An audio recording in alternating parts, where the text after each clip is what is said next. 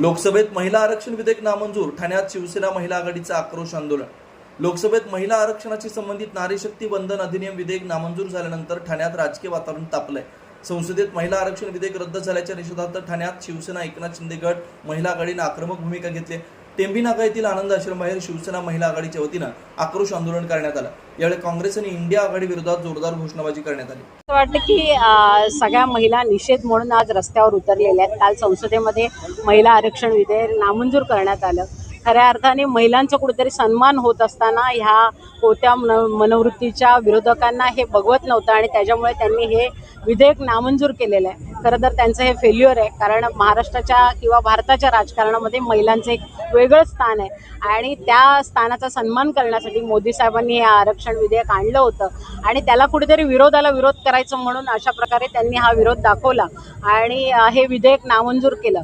खऱ्या अर्थाने तळागाळातली जी महिला आहे ती आज विधानसभेमध्ये असेल किंवा संसदेत असेल तिथं जाण्याचा मार्ग मोकळा होणार होता, पण कुठेतरी काँग्रेसनी अशा प्रकारची मनोवृत्ती दाखवून हे विधेयक नामंजूर केलेलं आहे। तर खरं तर सगळ्या विरोधकांचं आम्ही निषेध करतो।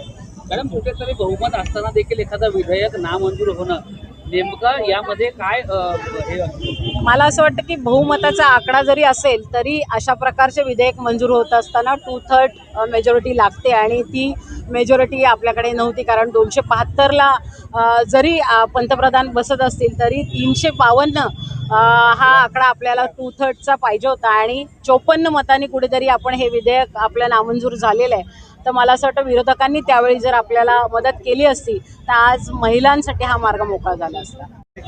किस तरह से नाराजी रहेगी? आज शिवसेना के तरफ से हम लोग मोर्चा निकाला है। हम लोग निषेध कर रहे हैं महिला विधेयक जो नामंजूर किया है।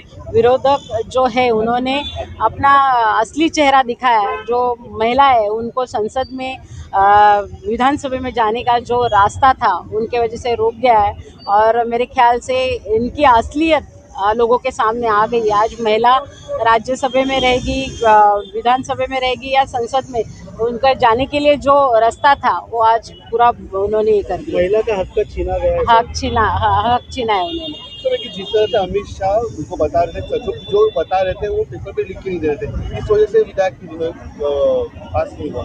मेरे ख्याल से ये सब अभी बातें उन लोग मनगढ़ंत सब बताते रहेंगे, लेकिन असलियत तो ये है कि महिलाओं का विधेयक नामंजूर किया, इसके लिए हम लोग निषेध कर रहे हैं। बस 2023 मध्ये विधेयक आलं होतं, पण अशा प्रकारचं हे विधेयक आज जे संसदेत आणलं होतं त्याच्यानुसार हे जे सगळे मला जसं सांगितलं की मी संसदेत असेल विधानसभेमध्ये असेल महिलांना आरक्षण मिळालं असतं की आतापर्यंत 2-4 मोजक्याच जागेवर महिलांना आरक्षण सीट दिल्या जात होत्या, पण 33% आरक्षणामुळे आपल्याला महिलांना खूप फायदा झाला असता आणि तळागाळातली महिला जी आज चूल मूल घर सांभाळते ती कुठेतरी विधानसभेमध्ये किंवा संसदेत बसण्याचा तिचा मार्ग मोकळा झाला असता, पण आज ते विरोधकांमुळे थांबलेलं आहे। हिंदी में